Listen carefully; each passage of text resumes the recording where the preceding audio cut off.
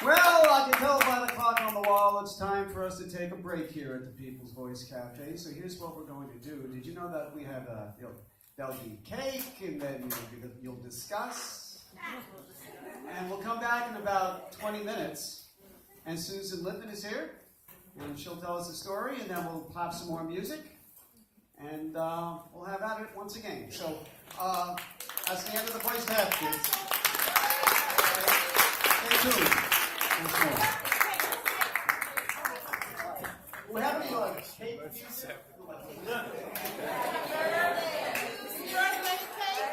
don't want you to see this is a guitar cake. Yes, so cut the cake and let's eat some more. Happy birthday to you. Happy birthday to you.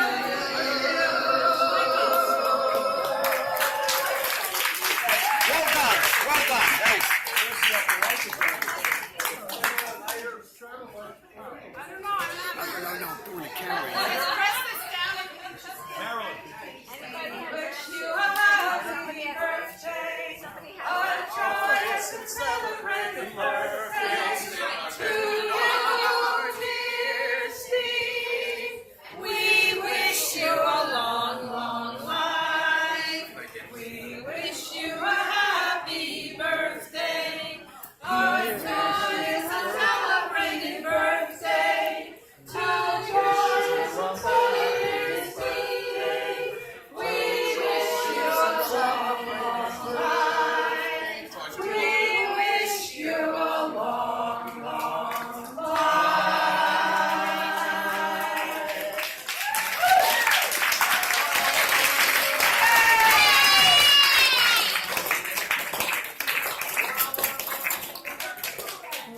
And if there's anyone who doesn't like regular chocolate cake, there's a gluten-free brownies, there's a vegan chocolate cake, and there's a vegan applesauce cake in the back. Serve yourself. I think you've got it covered. I hope so.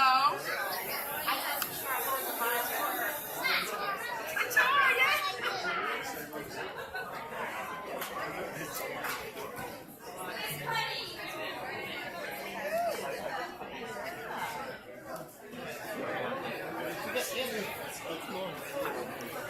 So tell me about getting arrested with this guy. We got arrested. We went to One jail of the, You did? protesting the Viet Nam War. Oh, I remember that one. 1968 at City College. Okay. What? Here I'm 1968, confessing yes. on film. The occupation of fiddling students. Were you an outside agitator? I did not go to City College. But I met you there. Yes. And We we went had to jail together. Well, this is Deborah Newman, my girlfriend. Oh, hi. This is it. Speaks up. Thank you very much. So what it was, if you were an outside agitator, What had happened is that Army soldier Bill Brakefield, who went AWOL and protest against the Viet Nam War. Right. Instead of going to a church and asking for sanctuary, he came to City College. And I believe the student council, or whichever the governing body of Finley Hall was, said he could stay there. Right. And he did for about a week. Right. And I was working in the anti-war movement at the time. I had just met Marilyn, and she got involved. And what happened is, after about a week, someone who I believe was a dean of students or an associate dean came in the middle of the night and said, "I'm revoking your authority to stay here. You all have to leave." And those who didn't leave got arrested, and those who tried to leave also got arrested right. for trespassing. And A misdemeanor.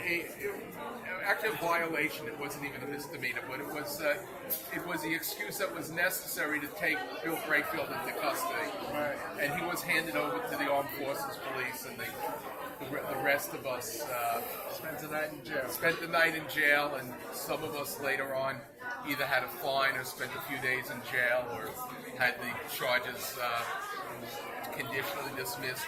A year's probation is what I got. You got to, okay, because I think what I got was an unconditional discharge. Because what happened is the person being sentenced before me went on with some rambling speech against the war, and the judge gave him like 10 days or $100 fine or maybe $500 fine or something like that.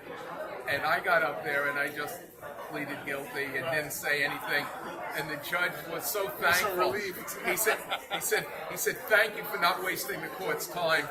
And he gave me an unconditional discharge, meaning I was not on probation or anything like that. Walked away from it. Yeah. I think I pled guilty and just got a year's probation. And I had to be fingerprinted. Did you get fingerprinted? yes, we all got fingerprinted. Everybody got fingerprinted. That was the prosecutor insisted on that. Yes, we all got fingerprinted. Because they thought that So just in case you got arrested for something else, they know that you were find you, yeah. It was kind of exciting. But Marilyn and I had just met a week earlier, Really? and she came to the City College, to Finley Hall. She was a student in Hunter then. I was out of school. I had graduated from Hofstra College the previous year. It was 1968. 68, yes. It was right after the presidential election. In fact, it was Nixon had just gotten elected, and I was like 2 days later, or a day and a half later, that the arrest took place. But in retrospect, this is interesting. Some people who pleaded not guilty actually were able to beat the charge. Were they? Because we were charged with trespassing, which means being there without permission, and we did have the authority of the student council, and whoever it was, the associate dean who revoked the authority, didn't have the authority to do it, and to overrule the student council that ran Finley Hall, you had to go through the faculty senate, and so a couple of people who pleaded not guilty actually were able to make that case, that there wasn't the authority. And by that time, I don't think, this was months later, I don't think anyone cared. The prosecution didn't care. I think their point was they wanted some way of arresting this AWOL soldier. Right. They came in there during the demonstration and tried to arrest him earlier, And we mobbed around them, and they had to give it up. That's right. Earlier in the day, there was an attempt to arrest him during the day. Yeah. And it was the MPs who tried to do it. Right. And so they came back with the city police that night. Right. That was exciting. It was our first. My brother's thinking. He says, I always had to go down and bail him out at post bond. That was my brother's job. I got to do some Steve.